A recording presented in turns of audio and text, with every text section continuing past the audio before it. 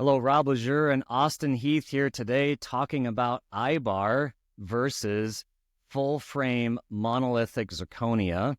Why should we care? Why should a patient care? Why should a dentist care? We see these two different types of prosthetics. Obviously, they both have a reason for being, a reason for existing in the market. And if I'm a dentist, and Austin, I'm looking at your content, I'm looking at this beautiful titanium milled bar with this zirconia superstructure.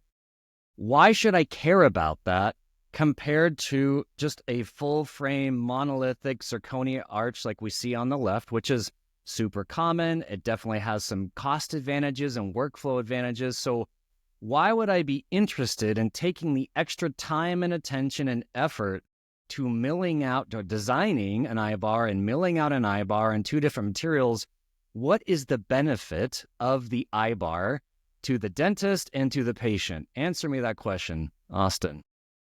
Rob, I think the main reason is linking these implants that these patients have, 4 to 6 implants on each arch, and linking them together with something that is geometrically perfect, something that is cross-arch stabilized. It's one piece. It's milled one-to-one like the titanium bar is, and there's no shrinkage. When you're talking about monolithic zirconia, there is some factors of shrinkage when that item is centered, and having all of the implant locations perfectly linked together and manufactured, it's easier for us to do in titanium and be more repeatable. The material one-to-one milled is just geometrically stable. That material mills well, we can mill it very accurately, and we just see it being a much more repeatable success story. So if you're a dentist and you have like OCD of the insertion appointment, wanting this perfectly passive fit over your implants, and if I come to you with my OCD and say, Austin, I want my case to drop in and I want to know that my implants, there's zero stress on the implants when I go to screw that prosthetic in and deliver it, you would then recommend the IBAR for that OCD dentist. That's right. I would also recommend having photogrammetry. So taking these cross-arch implant scans with a photogrammetry device rather than iOS. Yeah, we know that photogrammetry is hyper accurate with implant location, right? And that's all it does, right? It captures implant coordinates in 3D space. And then your iOS scanner is going to capture a surface scan and tissue data and the bite and all that other wonderful information. And there are some tools and like, I don't want to name names because there's a bunch of them, where these jigs you can put in the mouth to establish cross-arch accuracy with an iOS scanner. And I think those tools work well. But as you said today, you like photogrammetry currently for the most accurate cross-arch implant coordinate location. That's right, Rob. And it really comes down to having that data be accurate. So yes, there's some new photogrammetry devices coming for iOS. I think those options are going to be great.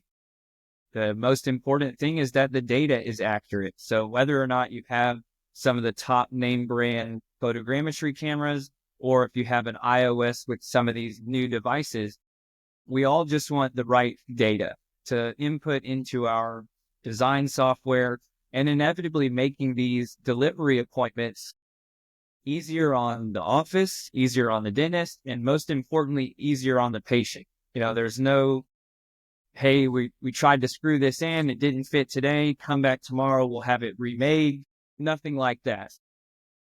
So it's also making a little bit this process stress-free for the patient to come in. I mean, the office, we know that these things are going to just drop in and fit. The patient just gets the chance to experience that everything went right more often than not. Yeah. And there's a lot of technical debate on photogrammetry versus cross-arch tools with iOS scanning, and we'll save that for a different episode because there's a lot of different devices out there to use and different micron accuracies. So we'll just acknowledge that photogrammetry is really good, and let's move on and talk more about the IBAR. So the geometric stability of titanium, right? You mentioned this 1-to-1 attribute of titanium, and I think we all understand what that means, right? You have a disc of titanium and you're going to mill out a geometry, and you're not putting it through any type of sintering or processing, which could potentially change the geometric shape of what you milled in titanium. With full frame zirconia, we know on the left, we see this picture, you can mill this out super accurate in the green state. But then when you go to sintering, if your sintering's not really dialed in and calibrated and done properly, you might introduce a little bit of warping. Will you just talk about that in your experience? Just the comparison of fit between zirconia and the IBAR. Yeah, I will. And I think that you mentioned earlier having some sort of OCD to make sure these things are perfect. When we say they're not perfect, that's our OCD kicking in. It's things like when a screw goes down a screw channel, you have, let's say, 3 out of 4 screws tightened, and this 4th screw in the mouth has a slight squeak to it, or you can feel it binding as it goes down. Yes, it screws in, but is it perfect? That's where these tendencies sort of kick in. So having the perfect fit of these screws, the fit to the implants, and the fit of the opposing arch and how they come together is all very important. All right. I hear you. That 4th screw, if there's a little bit of tension on that screw, what the doctor knows is he might be applying a little bit of pressure to this implant, and it might be shifting or tilting in a certain direction as it engages with, and maybe there's a clinically acceptable amount. I'll leave that debate up to the clinicians. Is there any other attribute about the IBAR that it can accomplish something that a full frame zirconia hybrid struggles with, prosthetically? Sure. So in today's implant placement, we're getting a lot of these special techniques like pterygoid placement to have longer spans of these arches. For instance, if we just take cases like that with these posterior implants out past the last molar, those cases become large. So one of the first reasons we started exploring this blender workflow was because some of the arches we were designing, we couldn't fit in monolithic zirconia pups. I'll show you an example here, but sometimes we take those distal extensions and we make them all in titanium, and just the tooth structure is within zirconia. And so that allows us to not only fit the zirconia into a pup, but then now we sometimes can fit 2 arches in one zirconia pup. So that's been one challenging thing, was some of these arches were too big to be milled in monolithic zirconia. Another really good reason is for utilizing IBAR is to give that structure its stability and support where it's needed. So, for instance, those distal extensions to the pterygoid, or potentially long spans between single implants, having them linked with titanium, for us, it seems more logical that the structure will be more strong and last longer. That's another very important thing for these full arch patients, is having these prosthetics last for the rest of their life. We have repaired some, or we've redone some monolithic zirconia cases that have been in the mouth for a number of years, and then the patient comes in and they say that they felt a crack or a pop or a noise, and in fact these monolithic zirconia arches come out in 2 pieces. So we want these things to last, we'll say, forever. Yeah, there is an argument that titanium, it's a very solid, geometrically, stiff material, and it's going to support that zirconia for a long, long time. I want to ask this question may have some ignorance in it, but is there an argument that your distal extensions, or you can fit more molars on an arch with the IBAR compared to full frame zirconia, like to give them more teeth for chewing surface? I think that comes in reference to, let's talk about a 4-implant case. Let's say it doesn't really matter, upper or lower, but let's say we only have 4 implants. Kind of got 2 in the anterior section, 2 in maybe the bicuspid, potentially molar area. And with cases like that, having that second molar in a case, like here we only put 1 molar in most of our cases. But if we wanted to have that second molar there, you have to do something called a cantilever. So you would extend that entire tooth out past the last implant. And when we start talking about that aspect, we're talking about an AP spread, anterior posterior spread. So let's see if I can point with my mouse. We've got 2 anterior implants, and then we've got 2 posterior implants on this case. The AP spread is the distance from these anterior to posterior implants. And by the book, you can only go half that distance past the last implant. So let's say this span here is 20 millimeters long. This cantilever can only be 10 millimeters long. Gotcha. Yeah, AP spread, I remember that. That's a critical math equation to guide you on your distal extension. So it is related to implant placement, not just the IBAR itself. And so that what that means is, instead of having this monolithic zirconia tooth out behind the last implant, you have that tooth, but it's supported by titanium that is in fact linking all of the implants together. Yeah.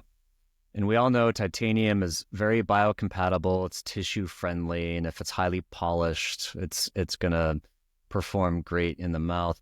Austin, any other points to draw on the IBAR itself from like a clinical perspective, why a doctor or a patient should care?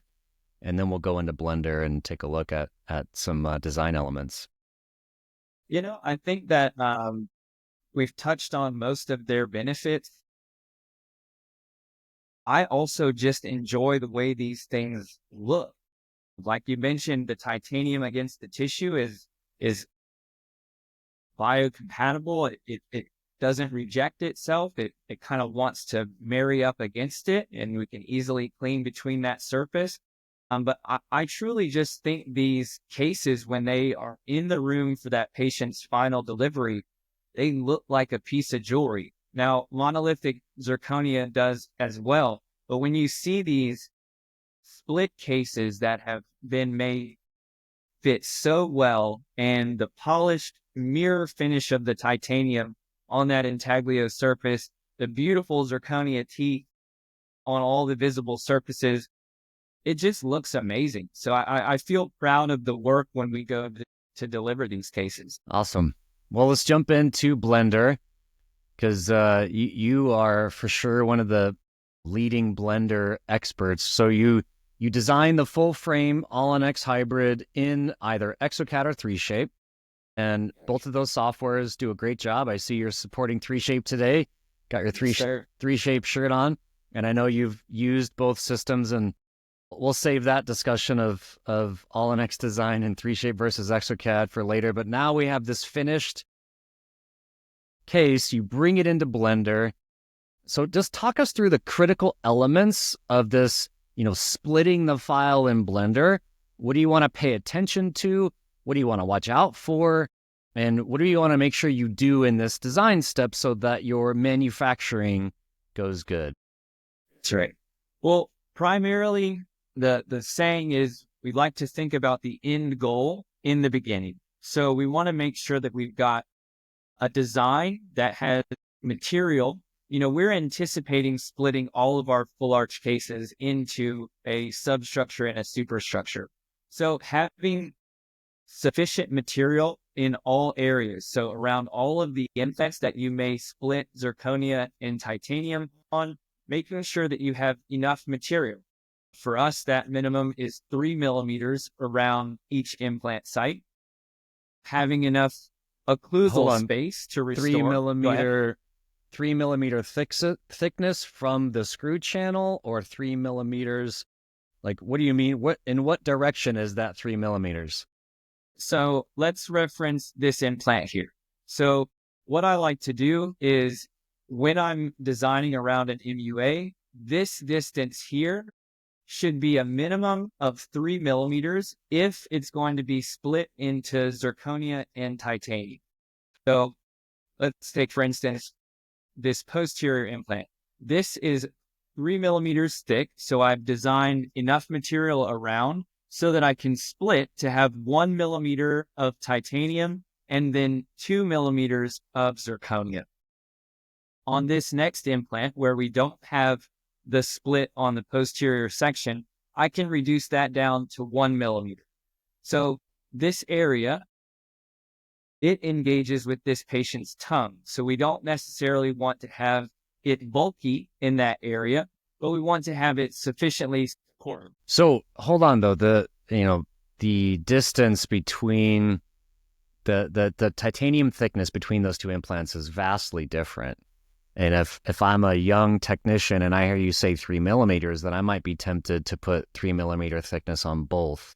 So just explain that to me again. So you accomplished 3 millimeters on the distal implant, but this next one, you actually went quite thin. That's right, because we knew this area was going to be in full titanium. So it doesn't necessarily need that 3 millimeters of thickness. So where this rule came about in the beginning was when we were doing titanium-based cases. So you would, let's say, insert a titanium base. Everywhere around that titanium base needed to be 3 millimeters thick in zirconia to be stable for that tie base and the connection to the implant. Now that we have IBAR and basically custom abutments for full arch, we can start to bend that rule some. So in the past, this was a monolithic zirconia case, this lingual section would have stayed here and followed. You would have had to preserve thickness. That's correct. Yes. So now we have the ability, even this patient's temporary was most likely thicker. Then when it comes to designing the final, we can thin these areas out. That would allow more tongue space, easier speech. And that's not only in the side sections of the tongue, but it can also be in this anterior section. So sometimes we'll even curve this margin up in front of these implants so that we can narrow and bring down this anterior section right where the tongue plays with. So these cases really allow us to design more flexibly. Yeah, so go back to the intaglio view, viewing the implant interfaces. So when you're designing this case in 3Shape or ExtraCAD, and you know you're going to make an IBAR out of it, you can cheat a little, not cheat's maybe the wrong word, just make it thinner, the material thinner related to that implant to make room for the tongue. But if this case was prescribed as a full frame zirconia, you would have had to make it thicker around that implant to have a more supported material. So there, we just discovered another difference, right? The material properties of having titanium allow you some geometric freedom in titanium relative to zirconia without titanium. That's right. And this case actually has one of those distal extensions that we left in titanium. So here we've kind of got, look at the zirconia superstructure, is very symmetrical. A lot of these cases we're milling and sintering with no sintering support, but that comes down to the symmetry of the arch. So this posterior section, all this zirconia from left to right is very similar, making it successful with no sintering support. And then if we hide the superstructure, we can see we left this distal extension in full titanium. So there is no tooth structure there. It's just going out past that last tooth. And we just left it in titanium to, for one, make the zirconia more symmetrical, but also shorter. We most likely got 2 arches out of this zirconia. And so if you were treating this case right here with that distal implant, could you treat this case with full frame zirconia? Yes. Yeah, you could. This one's not quite as drastic as some of them are. This being a lower, these are posterior implants, but they're just in the mandible. When we're looking at uppers and we're going back to the pterygoid, this distal extension could be twice as long. And in those cases, if you did have two distal extensions like that, it may be difficult to mill in monolithic zirconia. Interesting. All right, let's talk about some of the design elements here. So you've got a full frame hybrid, bring it into Blender. So first thing, you're going to draw your finish line. Any worries about the finish line? I guess the finish line determines how thick the titanium is at the base and how much of it's going to, contact the tissue. And you have this junction line between zirconia and titanium. Any thought around where that's being placed clinically that you're concerned about? Yeah, a lot of thought has gone into the design aspects of our bars. So we like to leave about a 1 millimeter lingual band along the entire lingual surface. And then I like to curve up 2 or 3 millimeters on the posterior. Or if we have a posterior distal extension, we will curve up and behind the last molar. Why? Why do you curve up? What this does, it allows us to place the sprues in the titanium mill here below, we'll call it the margin line. So I can put one sprue on the lingual of each one of these implants. Then I can also add a sprue here on the distal that would be pointing straight out the back of the arch. And that provides stability in the mill from this thing flexing. If you just had sprues on the lingual, it might be able to flex one way. So then we want to put one sprue here in an opposing direction to keep that arch or bar stable in the mill. So this is really important. The thought into this finish line, leaving room for a sprue, and obviously you could put a quite thick sprue there to prevent the titanium from flexing in the puck while it's being milled, because if it's flexing, we are now introducing some error or instability in the geometric output, right? That's right. Yeah, that's right. Titanium will bend. It will bend. It will flex. So you've got to keep it stable in the mill, and you've got to make sure that your sections that are linking together are thick enough to not allow that bending action to happen. Love it. So keep going. Yeah. Let's talk about the margin. So we've got our curves up in the posterior to allow, like you said, a nice big sprue to go right on that heel. Then we want to have sprues basically at every implant site along the lingual. And then as far as visual reference, so I will pull up a 2D photograph of the patient in their high smile. If it's an upper or a lower case, some patients show their uppers more, some patients show their lowers more. So we want to make sure when that patient smiles or when they laugh or when they're engaging in outdoor activities that they don't show that titanium. So I will take these photographs, and that will help me determine where to place this margin along the buccal surface. So if they have a low smile, brought that arch out anteriorly, we've kind of got an anterior cantilever, we'll bring this margin out with that anterior section, but we don't ever want it to become visible when the patient smiles. How close can you put that titanium to the implant MUA? Like what's the minimum? Like if you were cheating for space, how close could you go? See if I have one here. I would say this is probably our closest competitor where this implant is kind of bending the rules as far as thickness around the implant.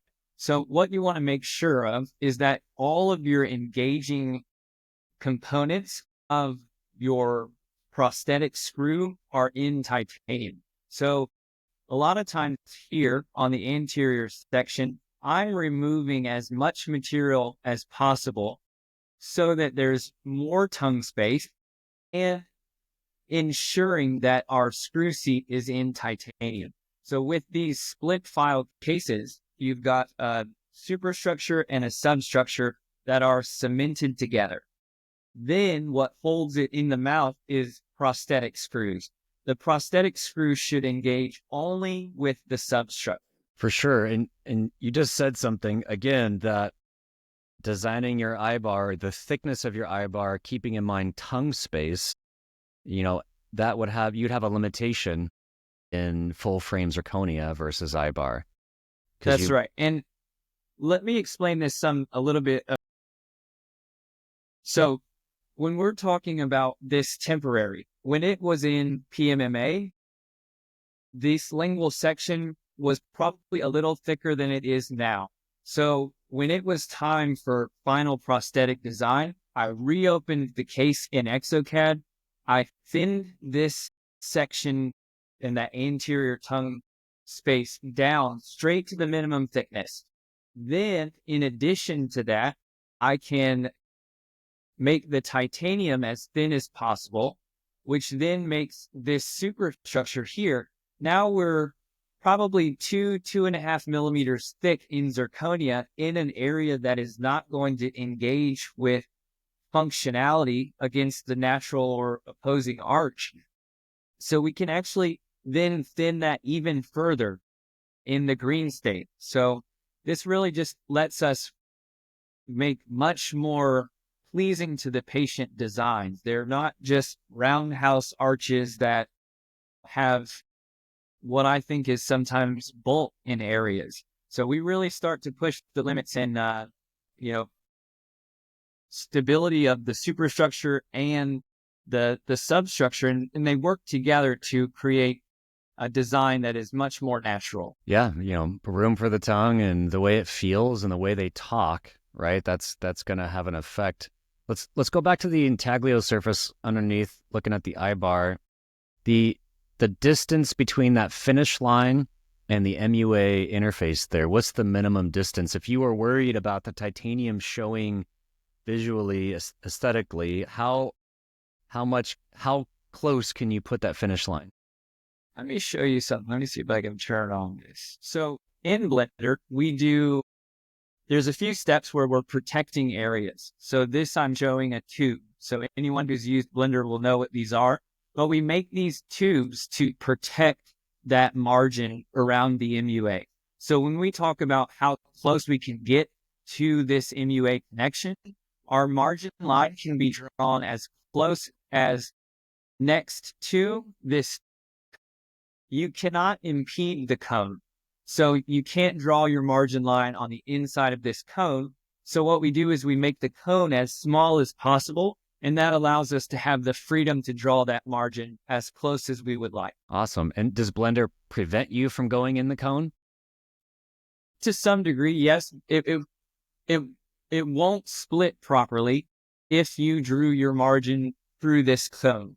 So yes, it will prevent you from doing that. Now, experts in Blender, you can cheat the rules and you could not put a cone there. Sure. But yeah, that's kind of the nature of Blender IBAR. They want us to protect the areas that need to be perfect. All right, so we've talked a lot about finish line, this margin line between titanium IBAR and the zirconia superstructure. Let's talk about axial wall and the angle of the axial wall and the design and the fit of the two superstructure and substructure, and then the milling tool path and all that kind of stuff. I'm sure there's a lot to talk about here in this axial wall design. Like, what's the degree of taper that you recommend?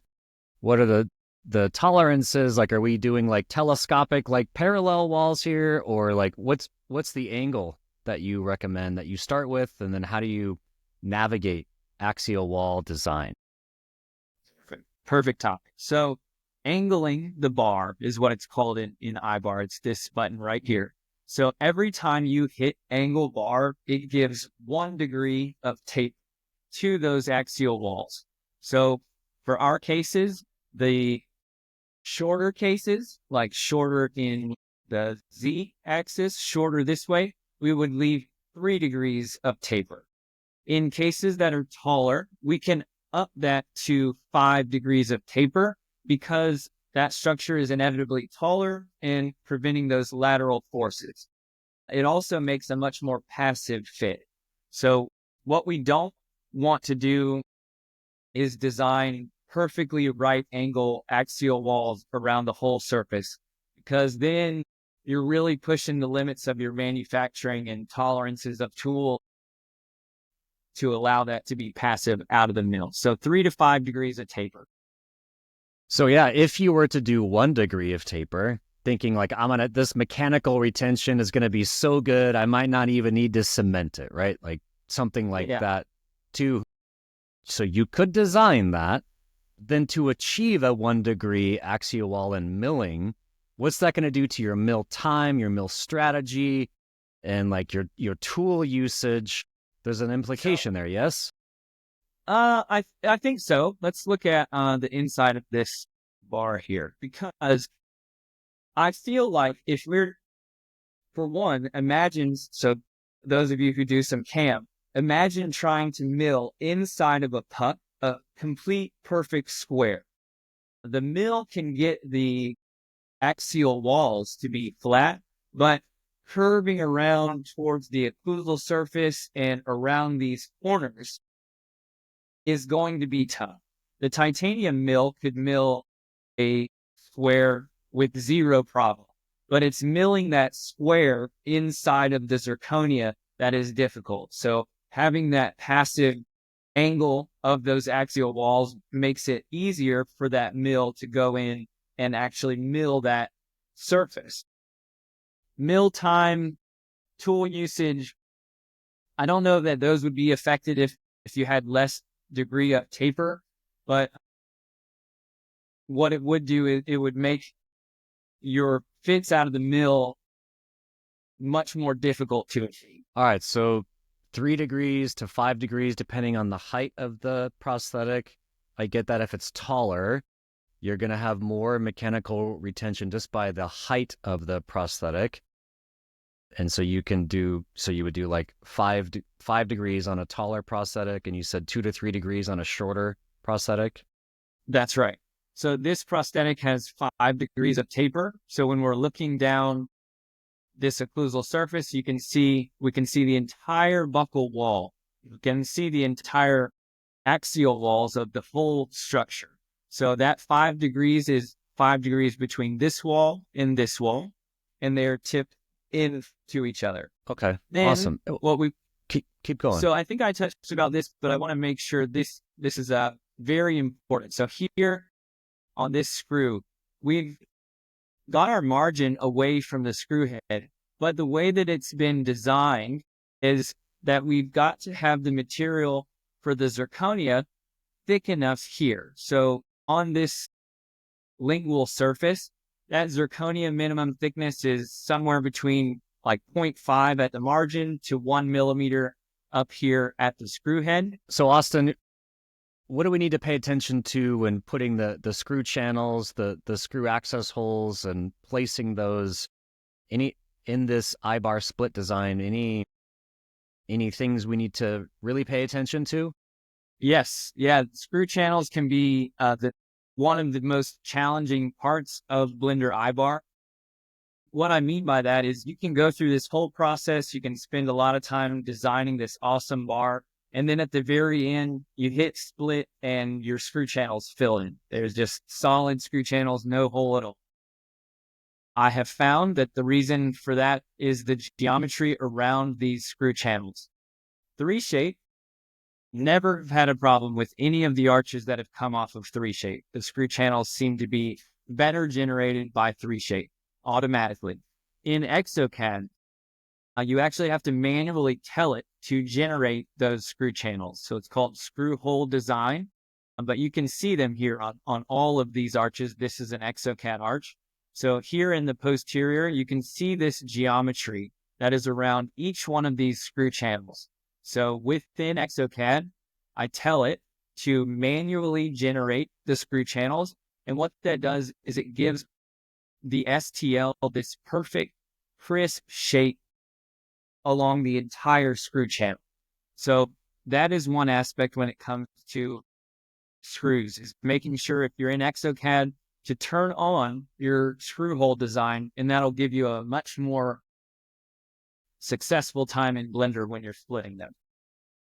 It's almost like there's a margin thickness around that, like a cylinder there that's preserving a thickness for that when Exactly you're right. milling out that Yeah. screw channel. So you're designing the screw channel itself in 3Shape or Exocad and then importing it into Blender.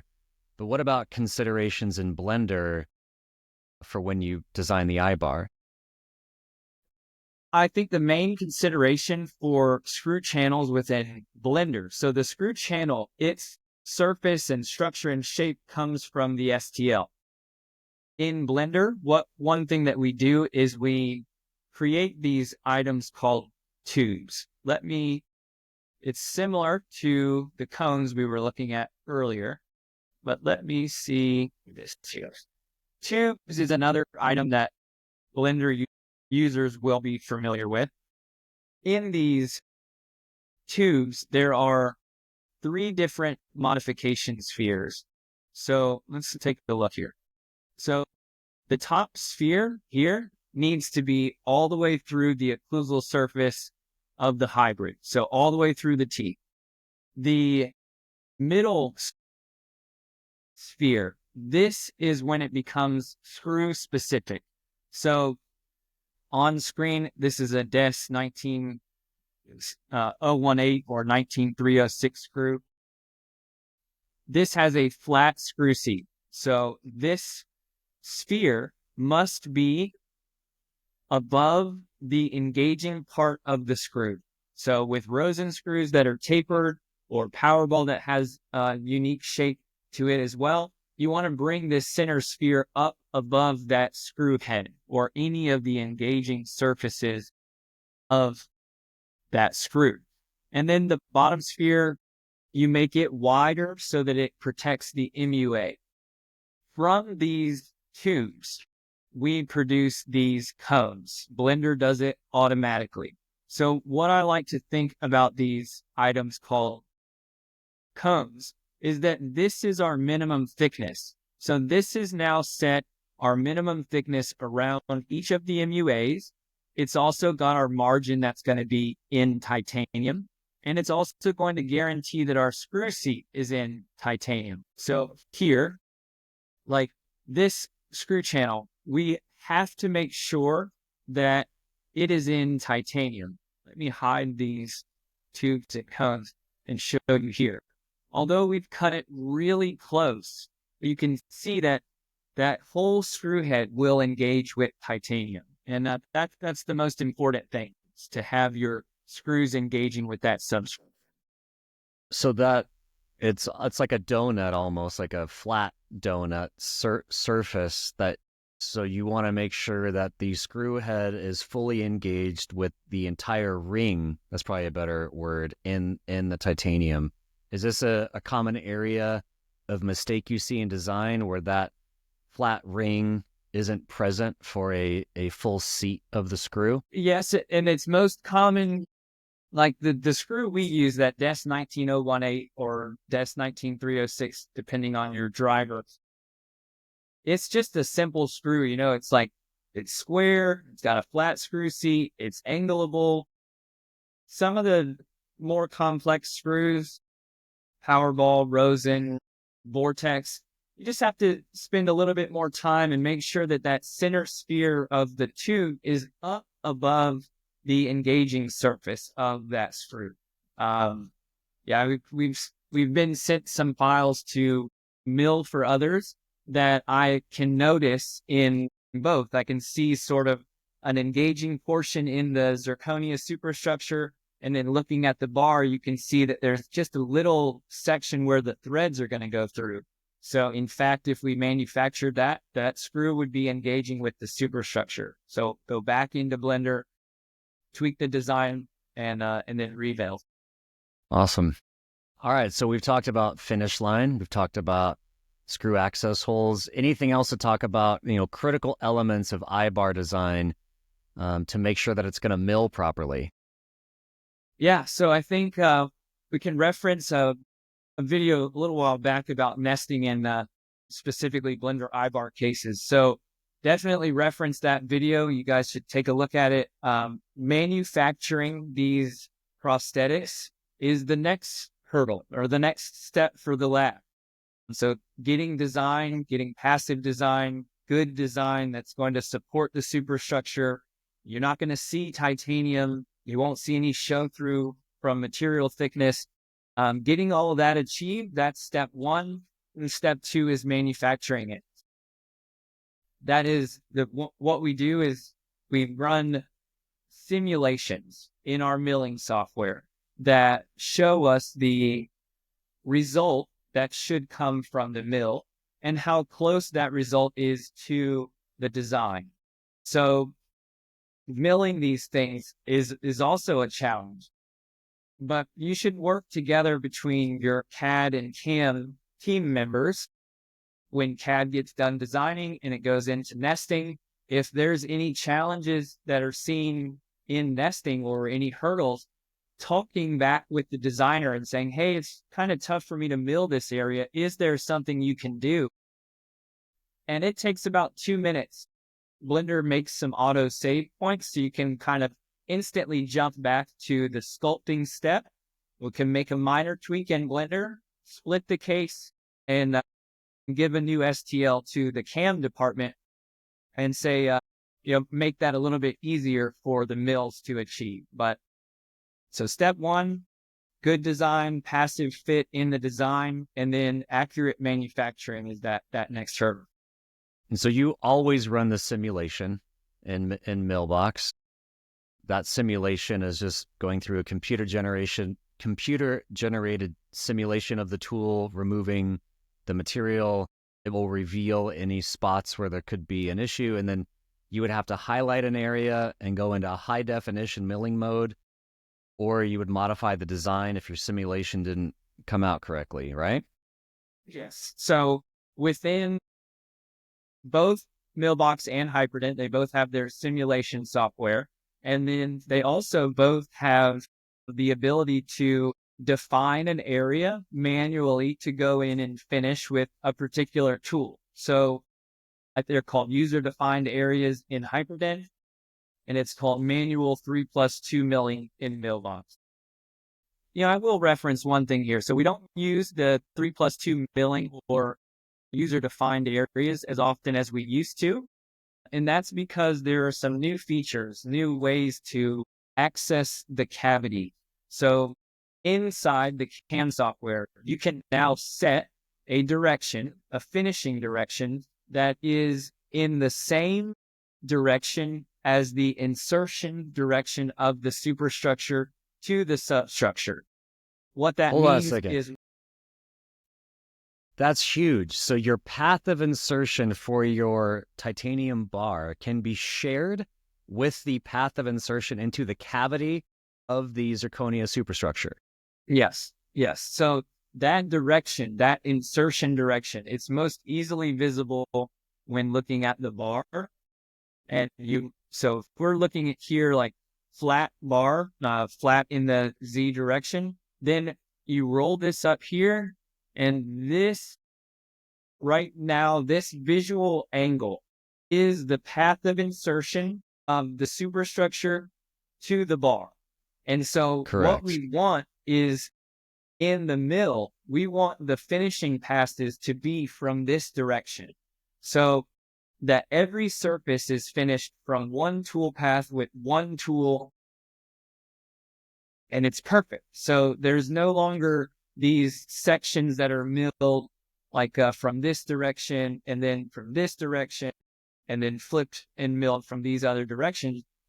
The CAM software knows, hey, I need to finish this entire surface from one direction. That was the game changer for us.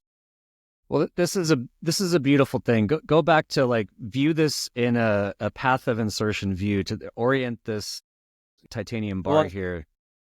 I'll do both. You flatten it out. Looking at it straight on, then you roll this item until you can see all the axial walls. In the moment that they're all visible, which is right here, that is our path of insertion. So you'll do this within the CAM software. And I'll do the same thing with the superstructure. So let's say we have it flat in the disk now, then we're going to roll this up until we can see every surface And the moment we can see that buccal wall, bam, that's our path of insertion. So this is the direction that the mill needs to finish the cavity of this superstructure. Yeah, and milling a cavity is more challenging than milling an IBAR, right? And tool Yes, access and angulation and all that. And so when you can view the cavity and see all of the surface area in one view, one point of view, one angle of attack, you know that this is gonna mill out great, right? Versus if that's you have to exactly right. like peek around this corner and peek around that corner, although possible in cam and milling, it's going to drive up your milling time, right? And maybe Yes. introduce other issues. Yes. Yeah, because your machine's going to have to turn one way, mill one area, turn another way, mill the next area. It's much more challenging for the mill. Now, this visual process where you identify your path of insertion, is that, can you share a single path of insertion, like from a data perspective in the CAM softwares between the objects, or you're just visually looking at that path of insertion and setting it in the nesting and CAM step? You know, let's I think we touched on this secondary cavity access in our nesting video. If not, let's make that another point of topic, because I believe we talked about that, but it is a manual operation. It's done by the CAM technician. But what we do is we have a 3D mouse on the computer that we do CAM with. And when you're setting this path of insertion or attack angle, it will visually show you the undercuts. So you use the 3D mouse to position the arch to where there's 0 undercuts in that cavity, and then you set that access that way. I love it. I love it. It seems so simple now that you've done a few thousand of them and you've got it all figured out. Yes, that's right. Austin, as we wrap up, I wanted to chat about IBAR, the superstructure, substructure method, and repairability or replaceability, right? So if there's 0 tension on the implants and everything's perfect with the fit of the titanium bar to the implants, the odds of implant failure goes way down, right? Because this perfect passive fit. Now, what if we have a superstructure failure? Have you had any of those? And what is the protocol for replacing it? Do you just mill a new file? Like, is there an advantage to like repairability or replaceability with IBAR versus a full frame monolithic? So in that aspect of repairability, so keeping your minimum thickness of that zirconia according to the manufacturer of the zirconia, so most of them are somewhere around 0.5 to 1 millimeter. Being generous on that minimum thickness is going to help your structures stay intact. And when we talk about zirconia, we don't see many fractures once the prosthetic has been fully characterized, cemented. There's been no cracks along the manufacturing and finishing processes, and it's cemented together. We haven't seen any crack afterwards. Like we monitor all the patients. They come in for hygiene. We haven't seen any fractures on that type of prosthetic with those minimum thicknesses being achieved. We do offer PMMA superstructures. We're trying some different PMMAs for their strength, but I think that the PMMA structures should last at least 5 years. And the minimum thickness for that material is larger. So with PMMA, we want to make sure that we have at least 3 millimeters of PMMA. Now, I'm working with some offices who are printing the superstructures, so we'll kind of see how those materials will last over time. Trying some of the ceramic infused print material and just seeing where that goes. But I think with zirconia, that material is really strong. So if you've got a good design, zirconia superstructure, shouldn't have to see any repairs. But let's say you did have to. Let's say you lost some glaze or there was some damage to that zirconia. You can separate the two with a heat gun. Takes a little bit of time and effort, but you can break down that cement, remove it, sandblast everything. Then you could put the superstructure back in the furnace. Once it's cemented to the titanium, that titanium cannot go in a porcelain furnace. That's a point of no return unless you want to break out the heat gun.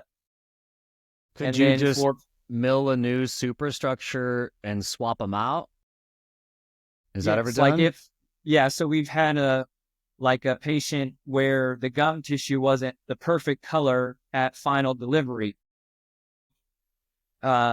We changed that superstructure out. We remilled the zirconia. We took the zirconia titanium hybrid out.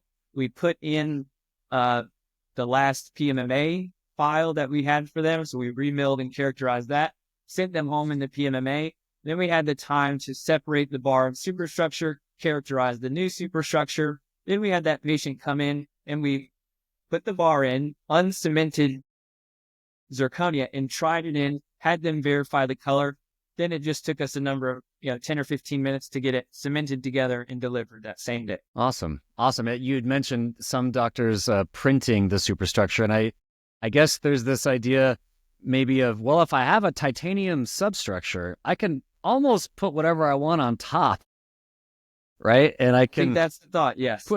Push the envelope and try some new materials out, and obviously the clinicians need to, concern themselves with the risk of that. But, many clinicians want to push the envelope and try things.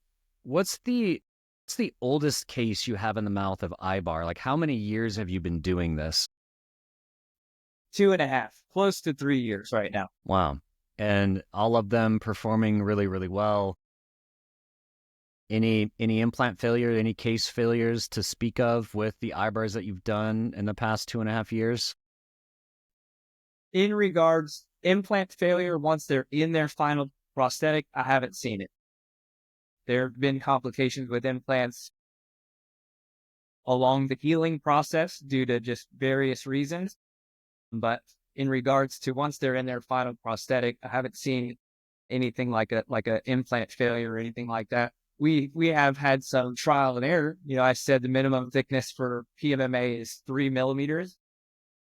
I didn't think it was that thick in the beginning, so we did have some PMMA cracking. But we would go back into Blender, make the bar a little narrower, make the PMMA a little thicker. That was how we trended towards this 3 millimeters of minimum thickness for PMMA. Awesome. Well, Austin, I know we both have another call to jump to, so let's wrap it up. Thank you so much. I know you have a full step-by-step video education series on NX School, like step-by-step IBAR design. People can go there to check that out. If somebody wants to book time with you for training or for design training, IBAR training, just consulting, they can reach you at rebel3d.com/Austin and book time with you. Any parting thoughts? Any last bit of advice before we wrap up? Yeah, I think this is going to be a big year for me to push the manufacturing side of things. So certainly go take some training at Annex. If you need any help with the manufacturing or design processes, Rebel 3D is going to be the go-to place. So you can book some time with me there. I think this year we'll probably roll out some milling offerings on Rebel as well. Awesome. Well, thank you, Austin. I'm sure we'll get some questions on this, and I'm sure we'll have to do another IBAR recording because, we touched on a lot of key elements, but I'm sure there's more to talk about. But that's right. Thank you for anytime, for Rob. sharing your. It was always great meeting with you. Awesome, buddy. Thanks, Austin. We'll chat with you later. All right. Bye. See you. Bye.